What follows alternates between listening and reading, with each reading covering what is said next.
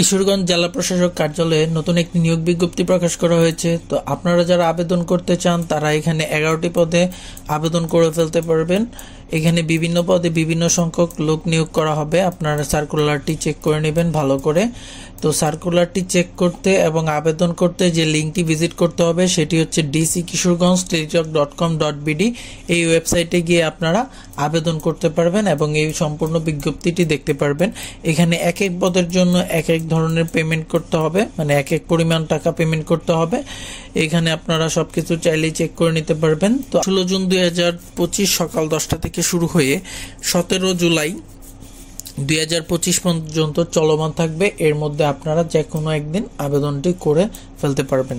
তো আমার এই ভিডিওটি যদি আপনার কাছে হেল্পফুল মনে হয় তাহলে অবশ্যই আপনার বন্ধুর সাথে শেয়ার করবেন এবং আপনি আমার চ্যানেলটি সাবস্ক্রাইব করে নেবেন। ধন্যবাদ।